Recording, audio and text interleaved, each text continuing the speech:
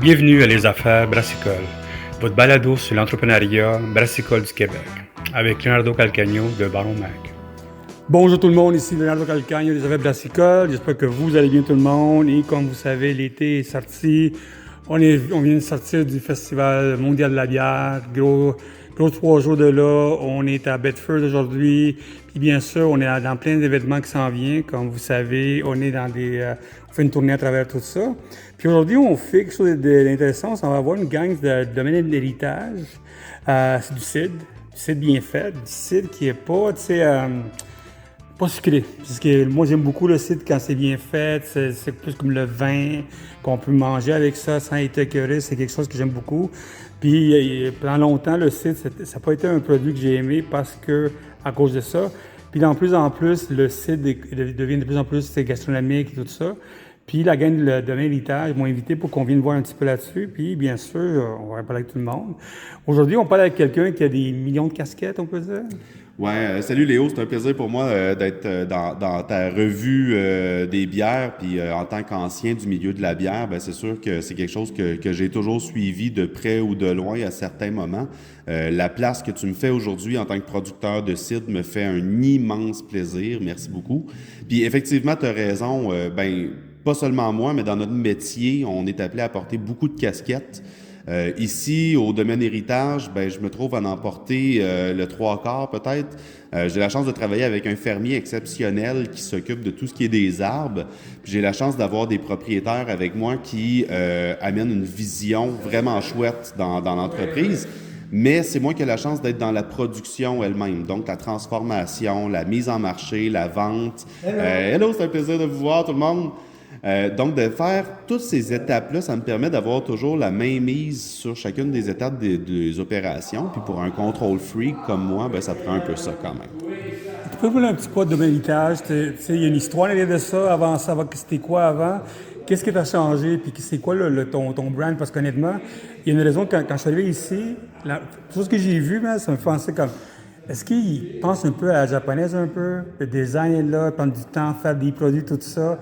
Il y a quelque chose, un look weird comme ça, puis je trouvais qu'après quand j'écoutais tes drinks, c'était comme, OK, je pense qu'ils veulent prendre leur temps un petit peu en arrière, un peu comme des sakés, tout ça. Il y a beaucoup de respect en arrière de ça, tu sais.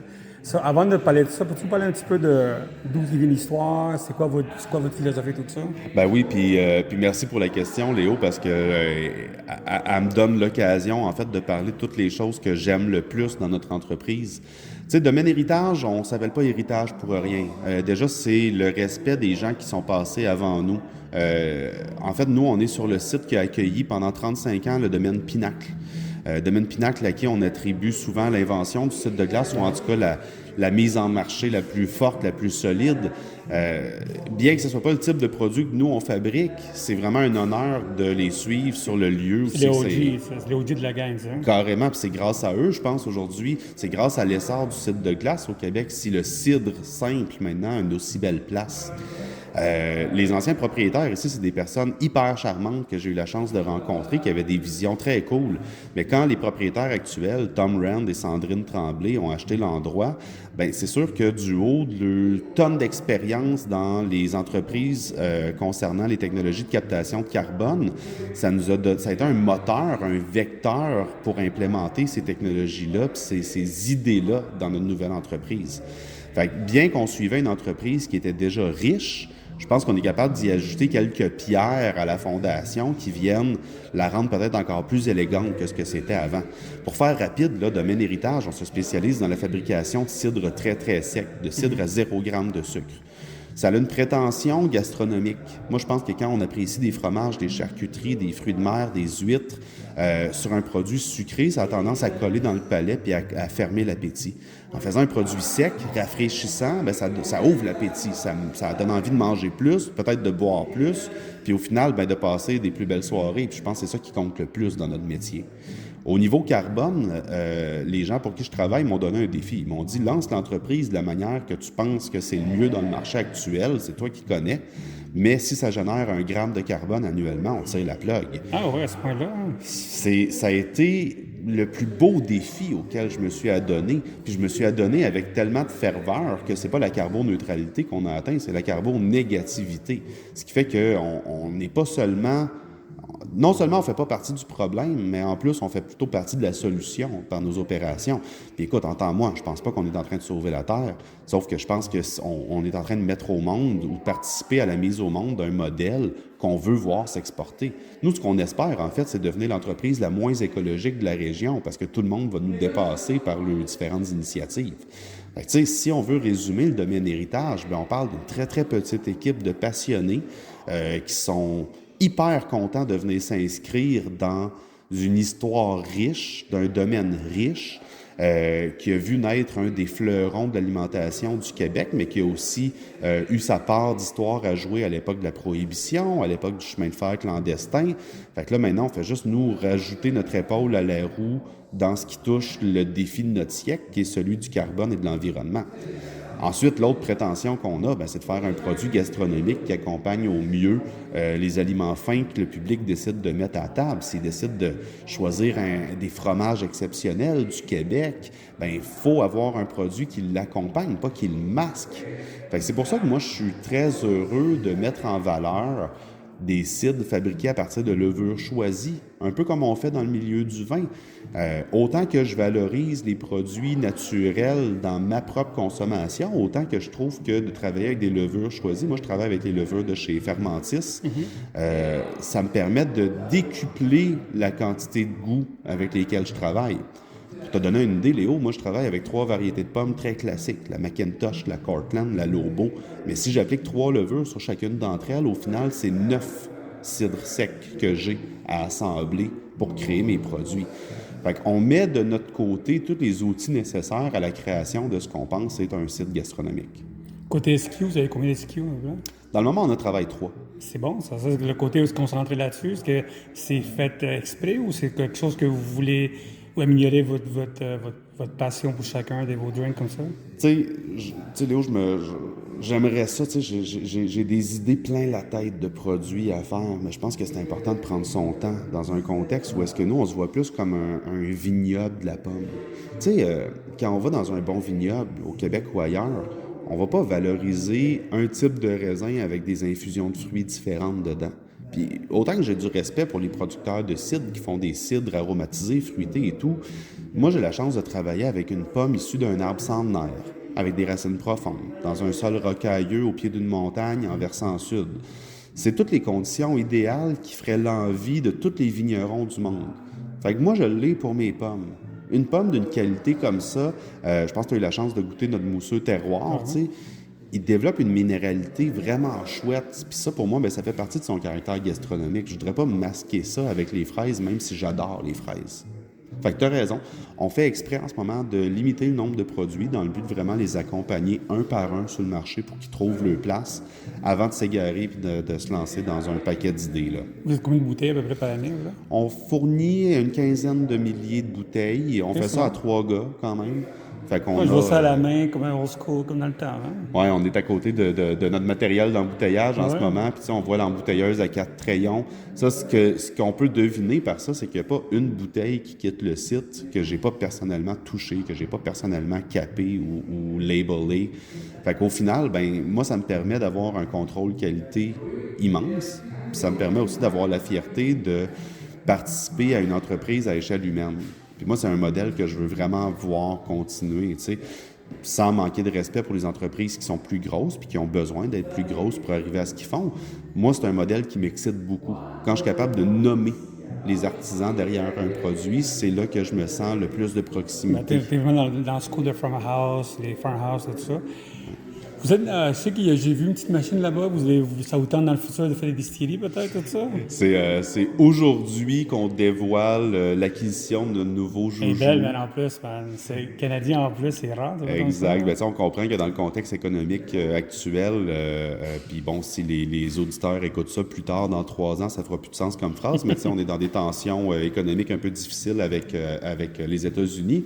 Fait que c'est pour ça que ça a été très, très important pour le propriétaire, Tom, avec qui je travaille, de faire l'acquisition d'un alambic canadien.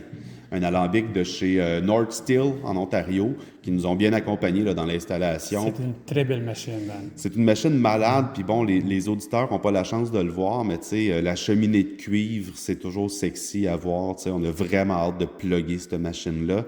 puis de fabriquer, qui sait, peut-être un type, quelque chose qui ressemblerait à un Calvados, éventuellement. On Mais n'a pas c'est le pas droit mal de tout le dire monde ça va ça. là-bas au début, quand tu fais ça. Tu sais. Ben, puis pas juste au début. Moi, c'est un produit qui me fascine. Tu sais, je suis très excité de mettre la main à la pâte pour la création de ce produit-là parce que, bon, à l'époque que je travaillais dans un bar, dans un resto à Montréal, c'était mon trou normand Ah ouais? préféré. OK, OK. Les shooters que je payais à mes meilleurs la clients, Calvados, c'était hein? du Calvados. Fait que la passion de la pomme, pour moi, ça vient de loin.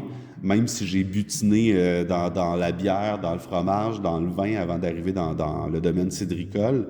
Mais les alcools de pomme, en fait, je pense que ça serait insultant au Québec de ne pas les valoriser plus que ça. C'est notre art national au Québec, ce fruit-là.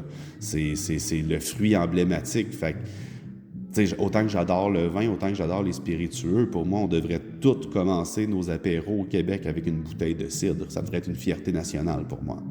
Où tu vois le marché? Parce que, tu sais, il y a j'ai beaucoup de discussions avec des plus grosses compagnies, des moyennes compagnies, aux États-Unis, en Ontario, un peu partout. Puis c'est le côté, le repeat business qu'on a, c'est difficile d'avoir le repeat business. Toi, la beauté de toi, c'est que tu fais un produit, quand tu dis que le monde veut manger, c'est plus terroir comme ça. Toi, tu vois où la business plus longtemps? Parce que c'est difficile de vendre un repeat business de cidre. On vient de parler avec M. Lorpaillard, il m'a dit oui, c'est vrai que vendre du cidre, c'est plus difficile. Où tu vois la business, dans 5 ans, disons, pour toi? Tu sais, là, Léo, je te parle du haut de 2 ans de commercialisation. Fait que c'est sûr que, tu sais, on n'est même pas en ce moment sur le seuil de la rentabilité. On est encore Non, à c'est chercher normal. des investissements, tu sais. C'est sûr que moi, ce que j'espère dans les prochaines années, c'est de l'atteindre, ce seuil-là, personnellement. Mais aussi, il faut être réaliste. Tu sais, quand on parle de modèle d'affaires, on parle de modèles d'affaires qui doivent générer assez de profit pour permettre un certain niveau de confort à ses propriétaires, soit. Sauf que peut-être des fois, devons-nous redéfinir ce niveau de confort-là. Il y a beaucoup de métiers, quand je pense au milieu fromager, pas grand monde se met riche dans le milieu fromager, puis c'est des métiers de passion. Je pense que des fois, il y a des attentes dans le milieu viticole, dans le milieu cidricole, de non seulement faire un bon produit, mais des fois d'être capable de faire vivre la famille au complet là-dessus. Écoute, je le souhaite à tout le monde. Le succès, je le souhaite, là, puis on se voit vraiment pas en compétition dans notre domaine. Fait que, tu sais, tout le monde, je vous souhaite d'être capable de financer les activités que vous avez à financer. Ceci dit, nous, on a vraiment pris la décision de se mettre un niveau de rentabilité plus bas, un seuil de rentabilité plus bas. Tu sais, les propriétaires ont déjà eu des carrières qui leur permettent de bien vivre en ce moment. Fait que nous autres, tout ce qu'on veut, c'est être capable de financer l'entretien du verger, les produits qu'on a de besoin, puis payer les 2 salaires qu'on a à payer dans l'entreprise. Fait que c'est sûr que notre seuil de rentabilité est beaucoup plus bas. Puis ce qu'on cherche, c'est pas nécessairement à créer l'entreprise la plus pérenne historiquement au Québec. Ce qu'on cherche, c'est à sauver un verger rare, un verger de pommes traditionnelles comme la Macintosh impériale, des pommes qu'on ne retrouve plus vraiment au Québec, un verger avec des pommiers standards qui demandent des fois des entretiens plus intensifs. Il y en a de moins en moins. Fait que nous, ce qu'on cherche à faire, c'est juste de sauver les meubles en ce moment. On ne cherche pas à passer dans le Fortune 500. Tu sais, comprenons-nous. Ce que j'espère pour le milieu du cidre, par contre, puis tu sais, rappelons-le, jusqu'à dernièrement, c'est le seul alcool, le cidre au Québec, qui continuait d'être en augmentation, alors que la consommation d'alcool est en descente drastique Même aux dans tous les États-Unis, domaines. ça commence à monter de plus en plus. C'est moins vrai cette année, là. Je comprends que le cidre, tu sais, a joui d'un vent d'un voile Le fort. prêt à boire est fort partout. Tu sais. Exact. Puis tu sais, c'est low cost, le prêt-à-boire. Hein, tu sais. Moi, je te cacherai pas que j'en suis vraiment pas un fan du prêt-à-boire. Puis la place que ça prend dans notre économie, c'est quelque chose qui me fatigue beaucoup parce que, bon, c'est souvent, puis pas tout le temps, souvent des produits qui participent pas à l'économie agricole. Tu sais, quand c'est des pommes achetées, des fois à l'international, mais là, avec un seltzer boosté avec de l'Everclear, pour moi, on n'est pas en train de sauver les fermes du Québec puis de sauver les vergers du Québec. Fait que moi, je te mentirais pas que c'est pas le genre de produit qui m'intéresse. Est-ce que je suis contre qu'on les fasse? Pas du tout. Tout le monde a le droit de tirer son épingle du jeu dans le milieu des alcools au Québec. Par contre, je considère que c'est pas tout le temps des produits qui participent à créer une culture gastronomique au Québec. Puis moi, je m'en revendique de cette culture-là. Pour donner un exemple, quand on va en France, on est excité d'aller visiter des vignobles, on parle des bouteilles de vin qu'on veut ouvrir là-bas. Mais moi, je veux que quand on parle du Québec, on parle des cidres à déguster, je veux qu'on parle de nos vins à déguster, de nos spiritueux à déguster. Puis pour moi, c'est pas en fabriquant des produits de consommation rapide qu'on arrive à créer une culture. Pour moi, une culture, ça se crée haut de gamme ou ça se crée pas. Fait que c'est la seule chose que je souhaite, en fait, vraiment fort au Québec. C'est qu'on en fasse non seulement un fleuron économique, mais un fleuron gastronomique et culturel. C'est bon, ça. Pour le monde qui veut le visiter, faut tenir de l'adresse ici, tout ça. Absolument. On est situé à un point super avantageux sur la route des vins. Plusieurs personnes ont déjà visité notre site à l'époque où est-ce qu'il accueillait le domaine Pinacle, remplacé depuis 3 ans par nos opérations du domaine Héritage. On est au 150 chemin Richefort à Fredericksburg, dans les cantons de l'Est. C'est sur la route des vins. Donc, c'est l'occasion parfaite de planifier un après-midi chouette, aller visiter nos voisins de la cidrerie Chouanière, de la cidrerie Aurea Mediocritas, de la cidrerie Cassine et les autres. C'est l'occasion parfaite de prendre un bon pinot noir chez Joy Hill puis d'aller continuer ça avec une pinte de bière chez Donham. Déjà là, en 4 secondes, je viens de vous concocter un après-midi des belles vacances, ça. de rêve. Fait que c'est ce que je vous souhaite tout le monde. Venez nous visiter, venez profiter de notre lieu enchanteur pour la dégustation des cidres, puis continuer à peu importe ce que vous buvez, continuez à faire attention à la qualité environnementale de ce que vous buvez surtout. Bien, Alexandre, merci beaucoup. Hein. C'est moi qui te remercie, Léo. C'est un plaisir de participer à ta très belle émission. Merci beaucoup. Merci beaucoup à tout le monde d'écouter Les Affaires Brassicole. Comme je vous dis, si vous avez des questions, envoyez-nous un courriel à leonardo@baromag.com. Puis bien sûr, on est sur la route, so continuez à nous visiter. Abonnez-vous à notre infolette. Merci beaucoup et à la prochaine.